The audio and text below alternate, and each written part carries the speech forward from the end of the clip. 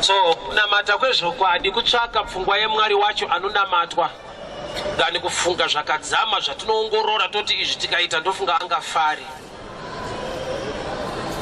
Munhu naMwari vakasiyana pakuti munhu akapfeka nyama, Mwari mweya.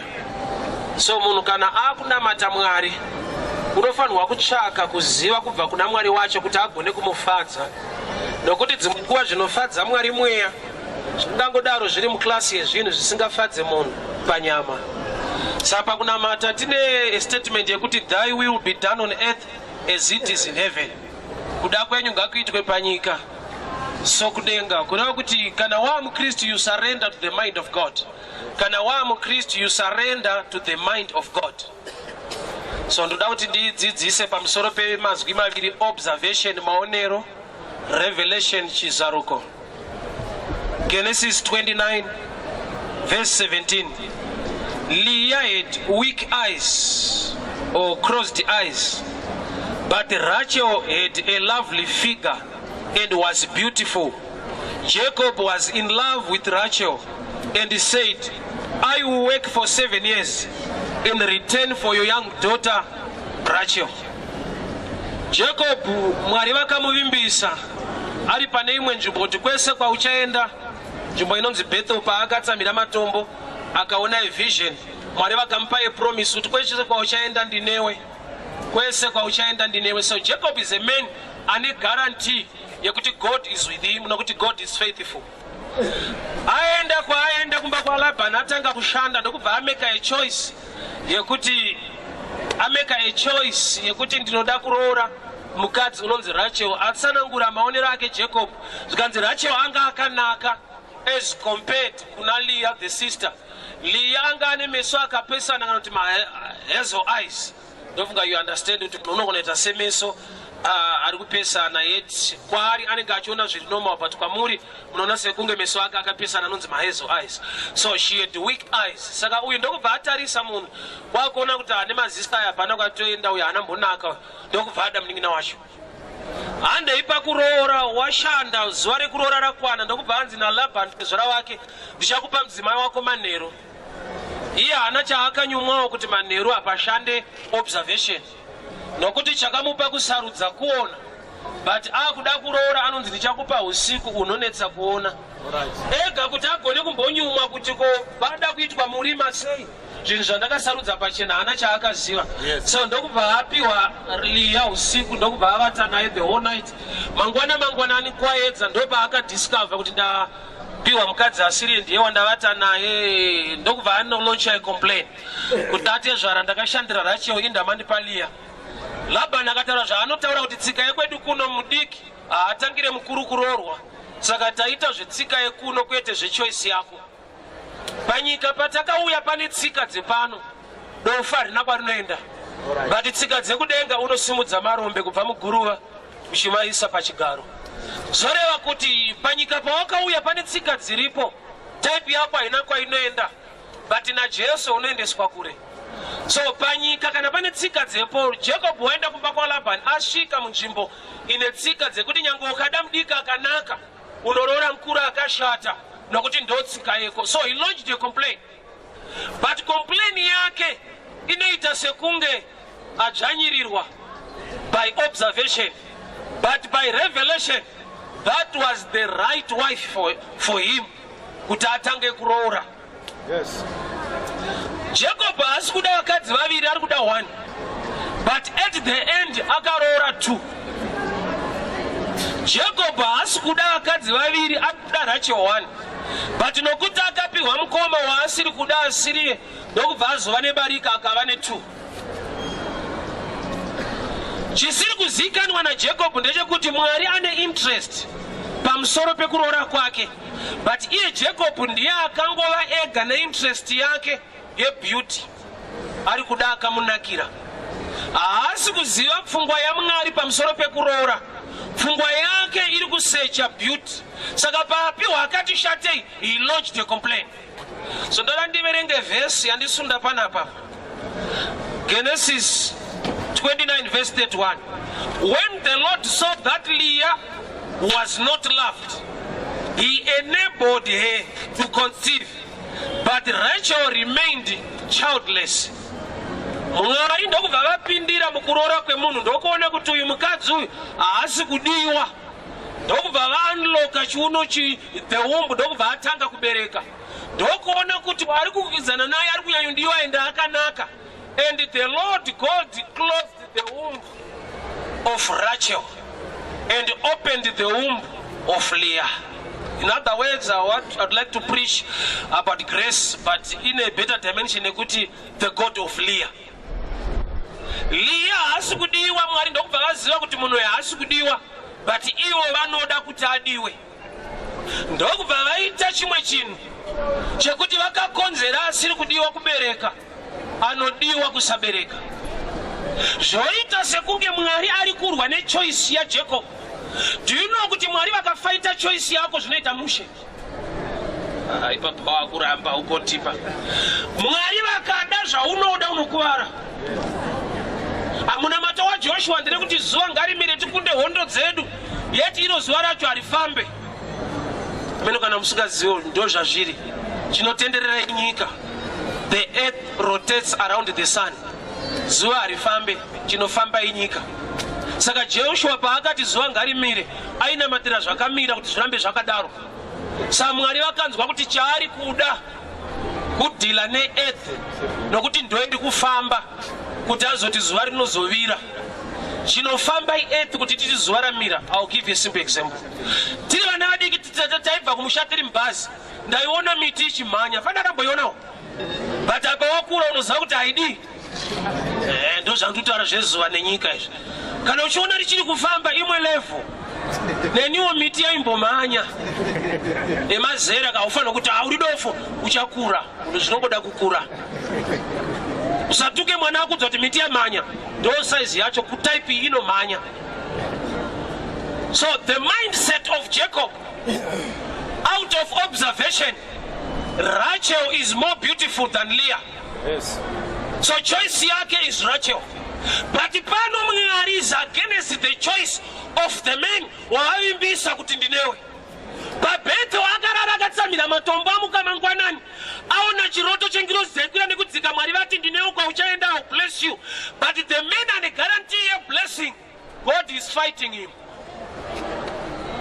It's a blessing for God to fight you. Ukaona Mwari wachikurwisa wapinda. Rudo. Imwe level ye blessing ye discipline. Ukada kuziva kuti mbereki ndiye mbereki wangu ende anondida, hautarise nemagifts nguva dzese, unotarisa nekurangwa dzimwe nguva. Asingakude ana I don't care attitude chero zvawaita uchazvionera kutadhakwa inwa, but anokuda anoti mwanangu gara apa kushuta uku, hakuna kukumirira zvakanaka. So discipline is one of the elements inoprova kuti pane relationship. Yes. Kurangwa. So Mwari vavimbisa Jacob kuti ndinewe. Jacob washanda kwa Labani ari kuda Rachel. Mwari ndokubva vadiscover kuti chaari kuda ichi handicho chaanofanirwa kuda pekutanga. And God closed the womb of Rachel and opened the womb of Leah. Munhu akavimbiswa kunzi ndinewe, but choice yake kuna Mwari wacho vari kutoifaita. So ndomunga chakamushamisa ndechekuti zvandisiri kuda ndo zviri kuwanda, ndo kune production, but kwandinoda kwacho haasi kubereka. I'm sure pane munhu angombo experience as I'm preaching kuti chawaida more salary, mari yako iwedzerwe, havana kuiwedzera, but Mwari chavakaita vakakupa pfungwa dzinoshanda pashoma. Pashoma yaunobata unoita sekunge munhu akatowedzerwa mari, nokuti pamwe pacho increase yauri kuda uri kuida wrong side. Zvauri kuda kuti zviwedzerwe naMwari zvikawedzerwa unokuvara, but Mwari kuti vakublesse vanowedzera certain area yausiri kutarisira kuti vawedzere. 2 Kings chapter 7. The four lepers pavaifamba kuenda kukembi yevaSiria, Mwari akakonzera vaSiria kunzwa noise. Haana kukonzera ava kuva strong, haana kuvakonzera kumhanya kuva negreater pace. Akakonzera vaSiria kunzwa noise, vaSiria ndokubva vatiza. Ava vakasvika kembi iri empty ndokubva vasvikowana paine zvinhu, masoja aenda. There are times yekuti no matter uri slow, Mwari anogona kushanda newe uri slow, but okupa ma results anoonekwa nevanhu vari faster. Yes. Havana kumhanya kuti vakasike kusvika paine chikafu. Mwari wakashanda in another dimension yekuti he can still help you as a leper. There are times yekuti you want God to heal your lepers, yet God can still bring good news to you as a leper. Kune zvinogona kuitwa naMwari vasina kukupa degree re-O level, I mean ra professor kana rani kana ra doctor.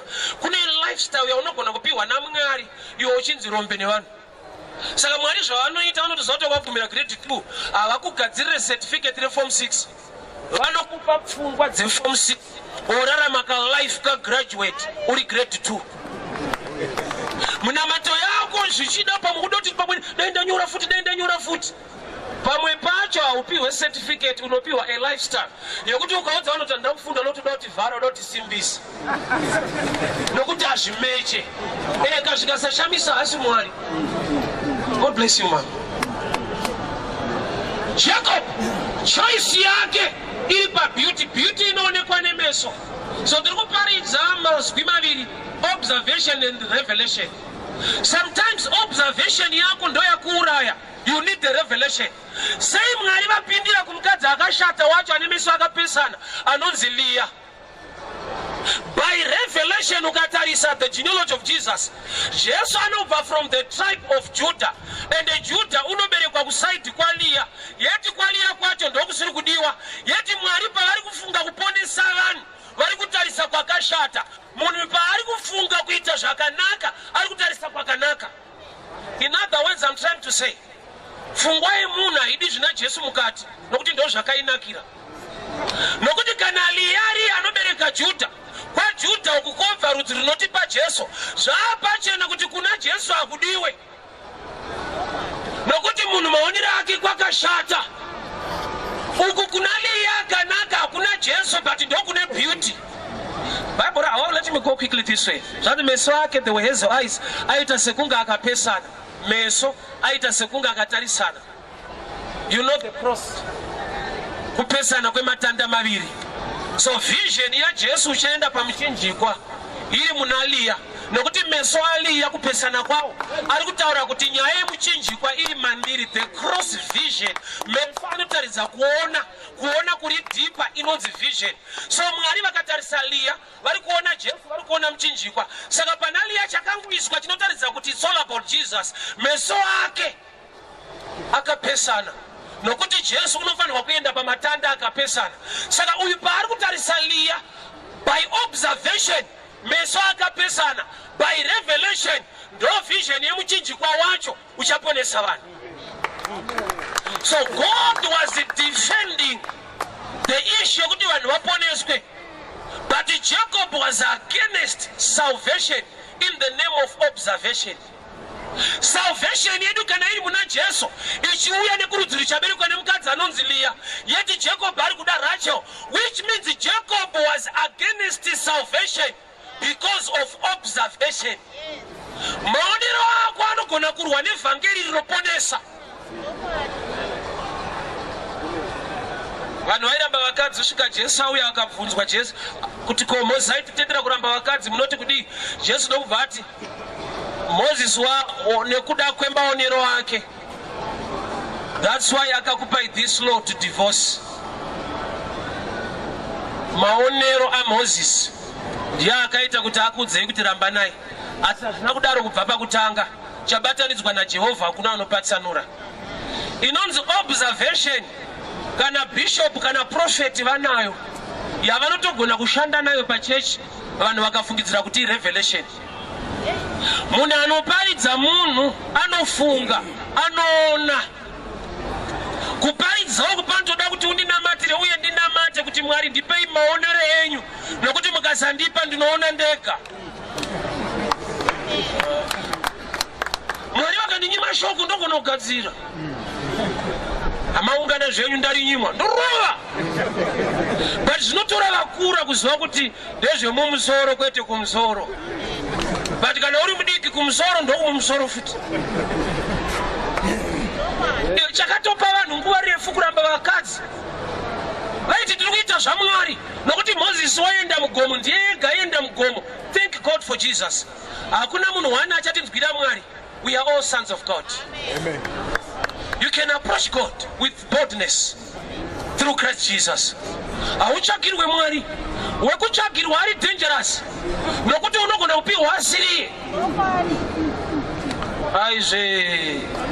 Ya Moses yekukwira mugomo uyu achikudzai kuti Mwari ati ona ika Pastor Aaron.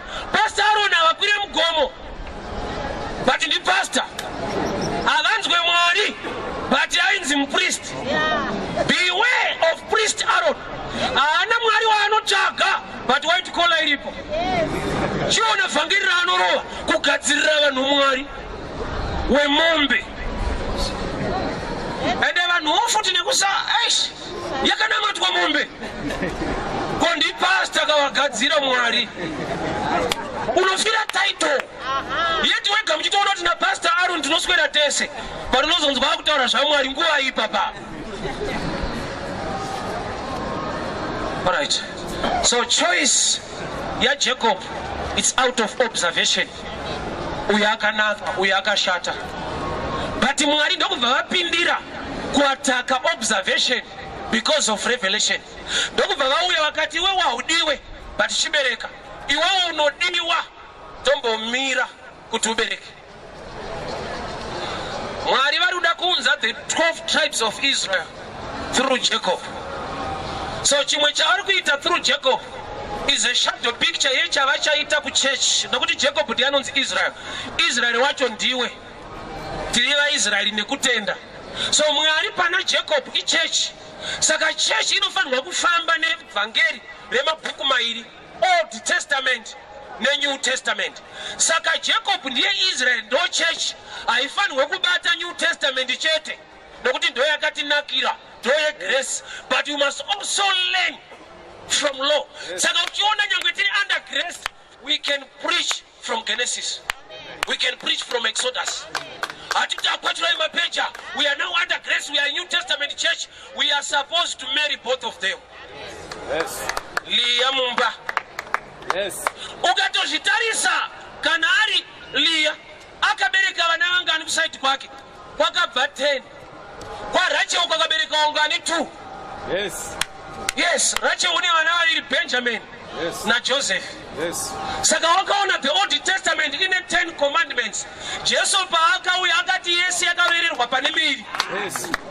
Somebody is not here. Asima notes ngaukubatira futi. Pane kapepa karuerengwa ipapa. Mozonitsvitsa kapepa. So vakadzi vari vavira. Ishoko. Yeah. And the shoko redu reku New Testament riku representwa nemuninyina. Mudiko kurenga vana vakubereka vana vaviri. Uchaona kuti paakabereka Benjamin akatombereka ari parod. Jesu anoti auya panyika anoti I am the way. And Benjamin zvinongoreva kuti son of my father. Yet Jesu achauya panyika mwana wani. Some slow. Ame zvakanyanya reka nitaure zviri ordinary man. Hapana chauchanzwa ka zvibatsire manje. Jacob choice yake it's by observation. Varume nhau yekunamata ukashanda nemaonero ako it's very dangerous. Nokuti pamwe pacho pari right kwauri hapasi right muna Mwari. Pamwe pacho pakakunakira hapana kukunakira muna Mwari. Pakakunakira maonero ako. For 7 years ashanda achishandira chaanoti chakanaka haana kuchipuwa. Ende zvichitoita sekunge punishment. Yet this man pabhetha Mwari vamupromisa kuti kwese kwauchaenda ndinewe. Tarisa lifestyle yake mumba maLabhani. Yet ane promise. There are people here. God is with you and he will neither leave you or forsake you. But what you are passing through today, unoita sekunge uri kuvharwa. Yet kuvharwa kwako God is still involved. Because he knows kuti ukasavharwa naLabhani means ya Jesu abude. Nokuti Jesu anoberekwa kubva kuna mai vanonzi Leah. Saka Labhani akasakuvhara Jesu abude. saka pane kumwe kuvharwa kunokunzira Jesu. Amen. Nokuti izvozvo ukasavharwa umire pano, chakumisa pano kuna akunyudza. Amen. Amene wandakuruka ina ndione but apa ndakubata. Awonzomira mira kai. Une medzi dzawanyudzwa. Dzakupa Jesu. Hey. So choice yemurume. Nyangwe Mwari wakampromisa kuti ndinewe. He is facing challenges at work. Salary ari kudapiwa the wrong salary. Yet God is still involved.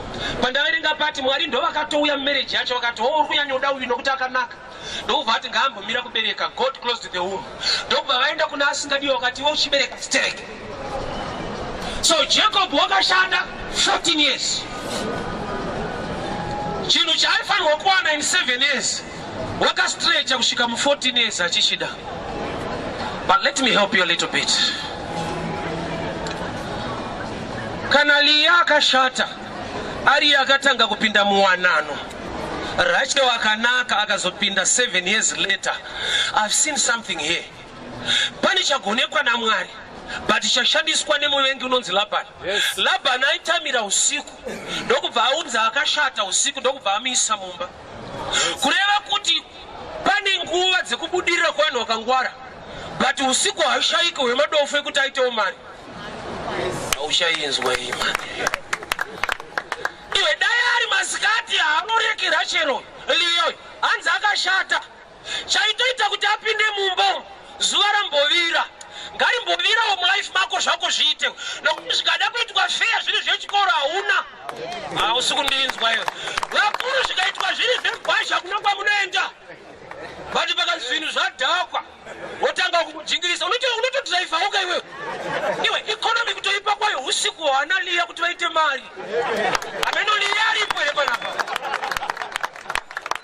Yes, Baba. Unonzwa akafunda nePeter neso kuti azvikanaka tichadzokera kumabasa. Zvisati so pana ari kuita basa. Muchadzokera but akakanguva kedu akamadofu. Usiku haushaikwe kana wakashata. Usiku hwako kureva kuti usiku kuna Leah ndochiedza. Yes. Nokuti kana kune chiedza kwauri kwakatosviba hauroreki wanzi wakashata. But kana kwasviba, enzwa akashata kana ari mumba uri usiku hazvina basa. Jacob ari kuda mukadzi. Beauty inoshanda masikati. Pane nguva inoshandawo kufunda kana sikuramba. But madofu tine time dzedu ende Mwari wakarongeka ipapa. Unotoziva kuti havana zvaunoziva but itimu dzangu kunosviba chete. Kukasviba unoona takuchinja magiya meno zvataita kuseri. Tinopakirana madofu neshasha. Tine kasizeni. So Jacob waari kuda muuna masikati, but wanano yarongwa usiku. Kureva kuti usiku kune mumwe ndo zuva, zuva kune mumwe ndo usiku. Saka usiku kuna Leah kana riri zuva. Kureva kuti wese anenge Leah asina qualification achizvikompea nevamwe, grace will find a time for you. Baba vake vakaziva kuti uyu haaroreke by choice, anororeka by ginya. Kunzipinda mumba muna mudhara wako hakusi kupfimbwa, kufoswa kuti mwanangu yatijute munhu ari pano, tawana munhu wedu. Leah haana kubvira apfimbwa but akarorwa. Baba vake vane medzi dzavakaita vanyatsoona kuti mwana wangu akashata but anofanira kutoenda chete.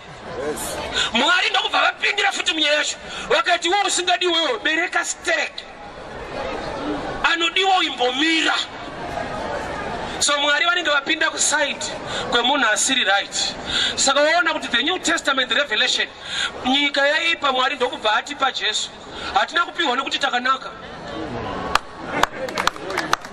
Saka uchiona hapana kunaka kwaungaite kuti Mwari akude, nokuti paakakuda wakadaro. Amen. This is dangerous, but I will explain. So I'm not saying kuti ramba wakaipa kuti aramba achikuda, but ndikuda kuedza kukuudza kuti the love of God yanga isina condition yekuti kana uri better kana waita musha. Iye akanaka saka akatida.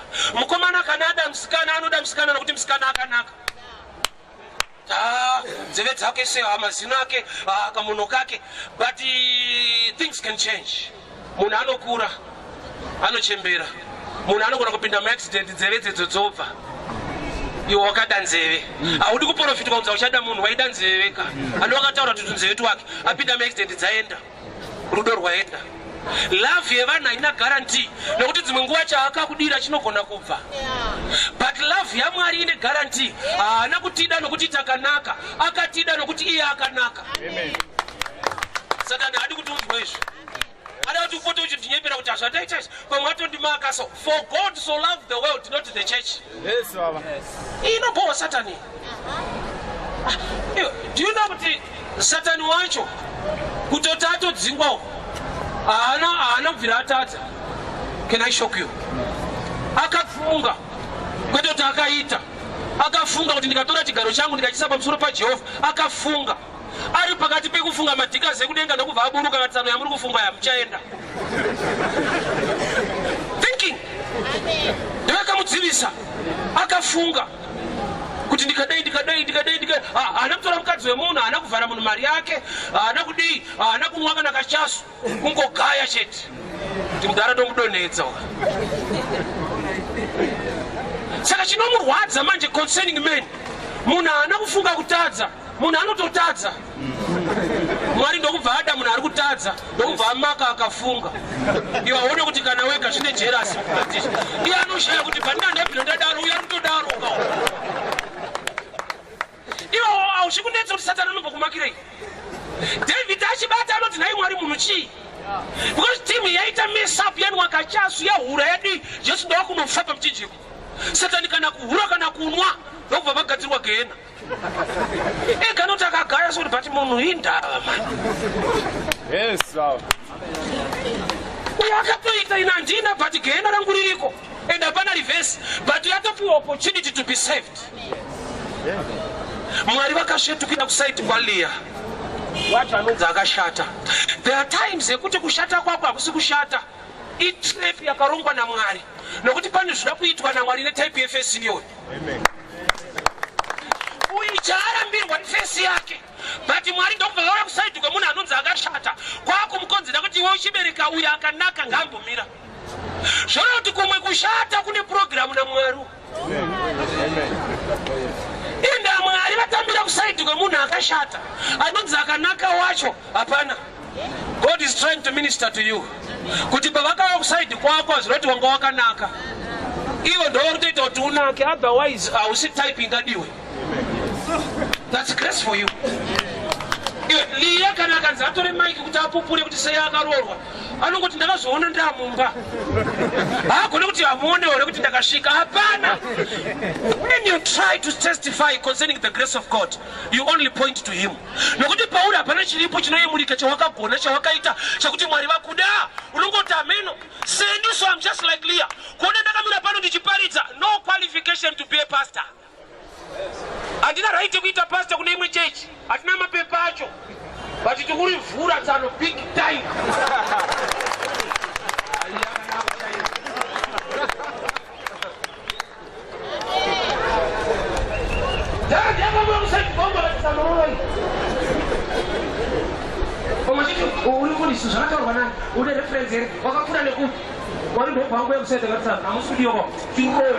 Mwari vakakonzera asiri kudiwa kubereka chikwasha. To make matters worse, ndokubva abereka the tribe inotipa Jesu, ndokulineage kunobva Judah. Uyu ndiye ari kudiwa. Saka Jacob zvakamunetsa inoda hazvina production. Zvandisingade zvine production. Naturally, mindset yako, observation zvaunofunga zviri contrary to the mind of God. Nokuti you do it through observation. Mwari ndikaroorwa neuyu, Mwari ndikagara apa, ishe ndikaita zvakati zvinoita. Lot akapiwa mukana wokumeka choice. Genesis 13. Paaiseparata from Abraham. Ndiye akapiwa first preference sarudza kwaunoda. Zvanzi akatarisa kugarden ranga riri green like the garden of God towards Sodom. Ndokubva aenda kuri green. Kuri green isaini yekuti kunogara kuchinaya, ma green pastures. Aenda kuri green. ndakazonzwa kuti akabva ikoko achimhanya kwakunaya moto. Sometimes kunonaya moto kunombotanga kwanaya mvura. Saka ngwarira kuti season ndeyemvura but moto manje manje. As Christians, we don't look for green pastures. For that David, Psalms 23. The Lord is my shepherd. I follow the shepherd. I don't look for pastures. Not the green pastures today will never be green tomorrow. But the shepherd knows where to take me. Jehovah ndiye mfudzi wangu. Kulia kuti nyaya yangu ndiye kutaimira anondifudza. And wacho anondifudza ari dangerous pakudai so. Angondiendesa kumafuro manyoro chete. Ani chimbo uye mudonjo. Rod and staff. Kureva kuti iri kunzi rod vakuru ne staff. Chimwe ndechekubvisa wahakira pamuti. Imwe ndeyekungokukiya chete. Chimbo nemudonjo wake. Ndionongoda mudonjo haudi chimbo. Tikairegedzera zoti haana anointing. Unoda mudonjo. Unondisesedza pamafuro. Oh, I want you to understand this. Chakisiya Jacob by observation. Though it common to every man. Anoda zvakanaka. Yes. But asikutarisa concerning the future. The future is in Leah. Nokuti ndokune lineage ya Jesu. The future ya church inofanirwa kuti paberekwe Jesu church ipone. But uyo asikuconcentrate ne future. By observation unoona today. By revelation God allows you to see tomorrow. Yes. By observation you only see today. But by revelation God allows you to see tomorrow. So when you walk by observation, by you know, we don't walk by sight. We walk by faith. And faith comes by hearing. And hearing by the word of God. Mukuru, kuni chakanaka nas, chisina kunaka mangwana. Saka wakaona kuti kune rimwe basa rawakapulazi karamba. Mwari vachitoziva kuti accountant akabva ipapo akabva pasina kuauditwa pane shortage. Iwo ukangopinda unovharirwa wapinda. So there are times ekuti Mwari pavakaona future wakasiswa basa. Iwo pawaiobserver waiona mabenefits ebasa racho. Wakatozotenda Mwari wanzwa kuti akapinda ipapo chakasvika chichichaya. There was a day I was driving to Mashingo kune imwe conference. Pa target munhu akanonoka kundipa change. Tikanzipanga ipa site. Magays anandi nawo akatanga complain kuti we are behind the time ndakudai. You know sometimes God preserve you from an accident, no delay. Yes. Yes. Time yatakanosvika muchivu. Munhu anga ari pamberi pedu akatipfura. Isu tamiswa pa site akaenda pamberi. Head on. Kurati Mwari vakandibvisa muhead on ne delay ye change. Yes. Yes. Mama yako ida ipapo enda unafanga unofira mahara.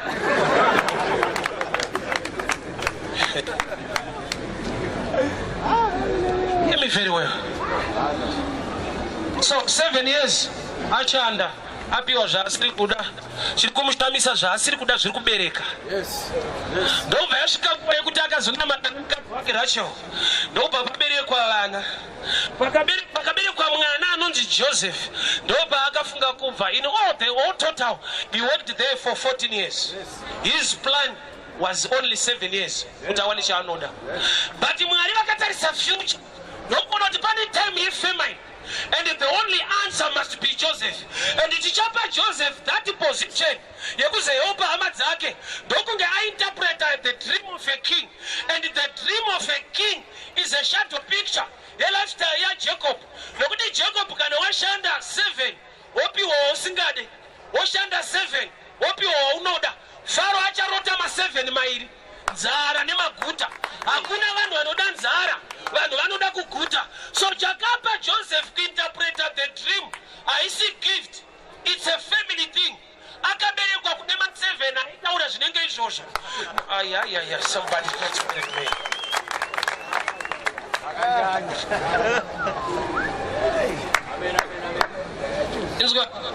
Mwari vachitarisa future.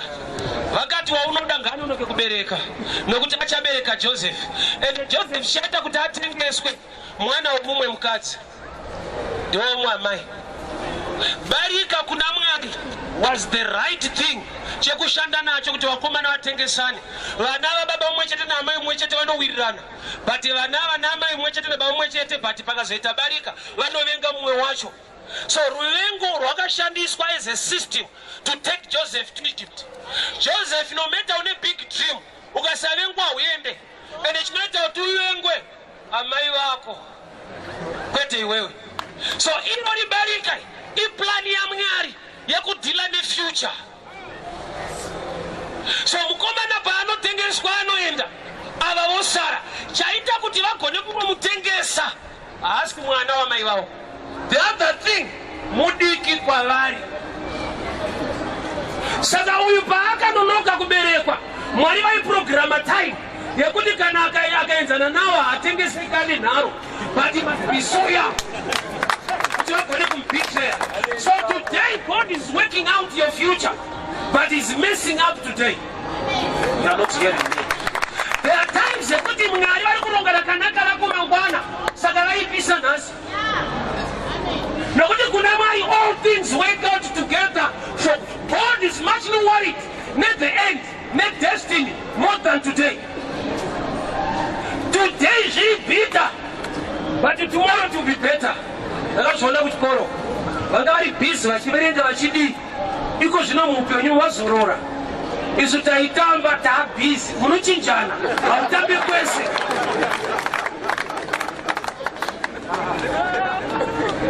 Shona kubasa pamwana ushanda na 4-3 wachaisa mumwendopa anouya ugare papa munozomona mangwana kuseka kuinda uyashandiswa usiku wamwe masikati zvakatoongororwa kunzi vachiri kuchikoro pamwe wachishanda iye achitamba saka utambe kwese.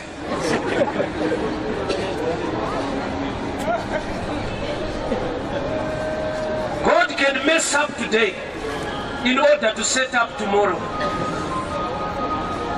God can mess you up today in order to sort out tomorrow. Challenge yatina ende observation yako kana vanhu vari kukuona nhasi uri kubvunza kuti Mwari wacho ari kupa chikuregero chidai hauna mata usi serious inda zvichidai. He can make up today by arranging a better tomorrow. Jacob ukaona wanoriswa asiriye relax. Ikoko ndokuchabuda Jesu achaponesa nyika yese. Kureva kuti pawatorora asiriye ndopa waita chaizvo. Nokuti tiri kudiwa naMwari nechekuudza Jesu panyika kuti vanhu vapone. So to bring out Jesus, God can mess up Jacob. Do you know kuti Samson breakthrough yake hombe, achievement yake hombe, akaachiva paakafa kana ari mupenyu. Bible rangu rinoti he killed more in his death than while he was alive. Inga Samson paakatsepa akabviswa maziso. Kubviswa kwake maziso iproblem. Ukazvitarisa by revelation is one of the best things chaakawana. Why? Nokuti pese paanga ane maziso assignment yake Mwari vaimuti kuti uraya vaFilistia, destroy the Philistines. But aine maziso aiuraya vaFilistia, but kuvaFilistia kune type yaaisiya kana ada akagoda musikana weko ndiye waaibatirira orova vamwe vaFilistia akabata chimuFilistia. Kuti aitadza kuita assignment by observation. He needed a revelation. Aita akaona mukadzi akanaka ndiye waaibata akanetswa uraya vesuruwa rese. Mwari ndokuona kuti assignment kuuraya vaFilistia, but problem yekuti anoona ari kusiya chimwe chimuFilistia. And wakazviona kuti attack yakazoya mulife make vakashanda newaanoda. Nokuti zvaari kuda handizvo zvinodiwa naMwari, ndo zvaanoda. But Mwari akati uraya vaFilistia, iye anoda Dherira muFilistia. Ndino kuti vhangeri rakanaka kana tichiparidza zvimwe zvese zvausingadi zvausingaite. Tikatisiya doro unozwa kuti kumwe kuba kuhura kuvharawa nakuite but chimuFilistia chipaindi. Izvezvi kumwe kwese ringaparidzwa varigamuchira. Tikangobata emasmall house takubatira chimuFilistia chako. Unaanzozwa kuti kwese kundogona kusiya but apa. Ende zvapa level yekuti ange munotange muri kunamata muchitadzira Mwari. Unomunzwira tsitsi. Timati tikamuramba tikasiyana ndiyani tochengeta vanhu kumusha kwavo girlfriend yangu ndombvisira rent anozobvisa unoti ngune mweya waMwari unozwa Mwari sopapa kufewa kwenyu kuti manje rent anozobvisirwa nani unozwa dzidzikasi even mutauriko munotomboridza magospel songs amene vandikuposha unotorora richaramba mulipo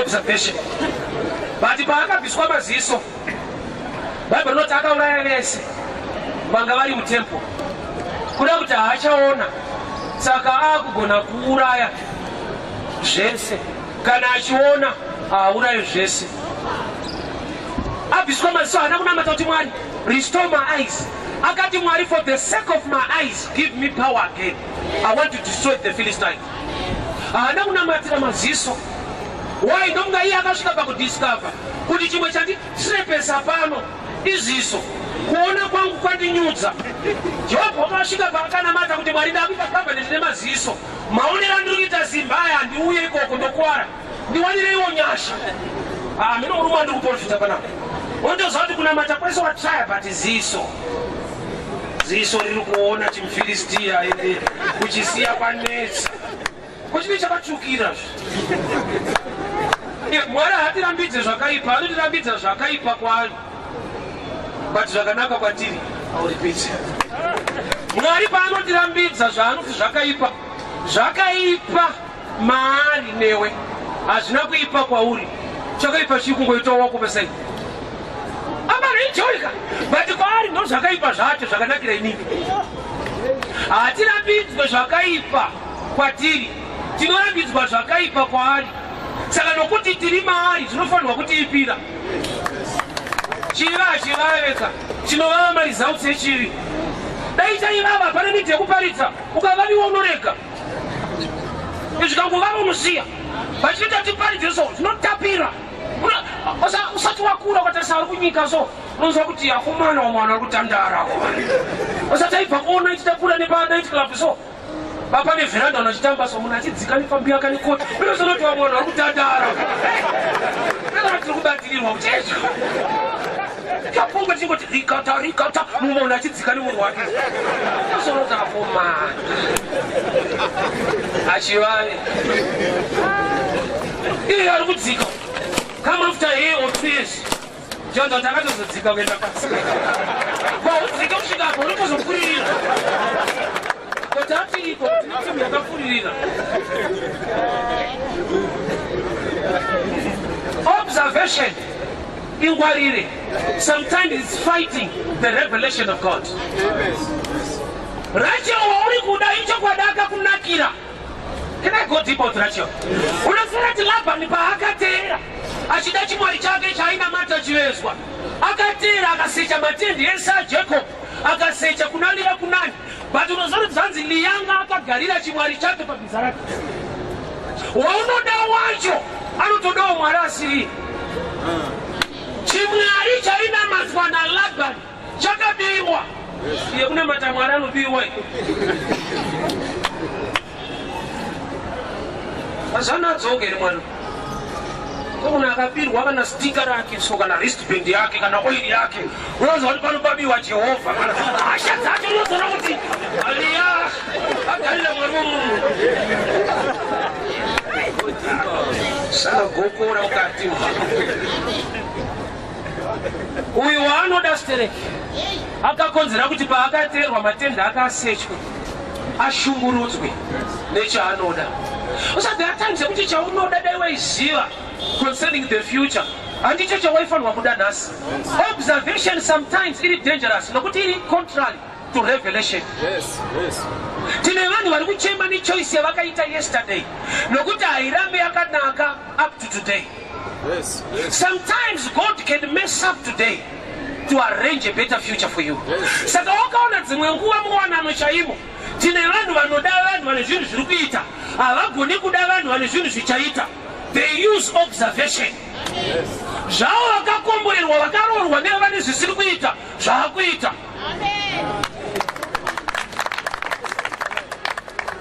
Izvezvo hakuna asingadei macheso. But my machesa wali kudara vakamuda tiri kurova Olivini chaiko. Kwete maicha izisi kuprazi muchimpani. Yes. Kune zvavo vakaitirwa nyasha vanogona kuda zvichaita vanhu vanoda zviri kuita nekuti sometimes zviri kuita uzive kuti zviri kuramba zvichiita zvichikonzerwa nei uye zvinosvika rini. VaIjipita pavakateera vaIsraeri vakatomboenjoya miracle. Mozisi paakatsemura Red Sea vakakrosa naivo vakatopindawo nokuti hazvaita kuti vafushirwe nemvura vasiri mukati kunati vane kaperiod kavakaenjoya miracle vakapinda nemumiracle yavasiri kuziva kuti panovharwa nguwai iyo yekungoda zvakavhurwa kuchavharirwa.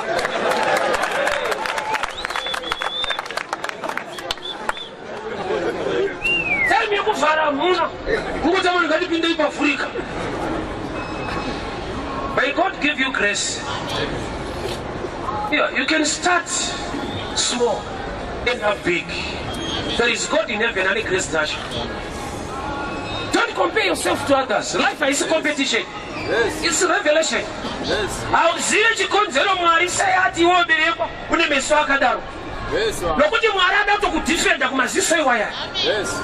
Uyu nyangu akanaka hana defense ya Jehovah. Akatovhara chibereko cha Rachel ndi Mwari. Yes. Sometimes self-righteousness inoita kuti uve enemy to God. Yes. Kuzvinzwa kuti ndiri right. Yes. But kuti Mwari handisi right ndiwanire nyasha. It opens a door to God to work with you. Yes. Zvinzwa kuti I can do it. Zvakasiyana nekuti through God I can do it. Strange sound in this. I need to pray.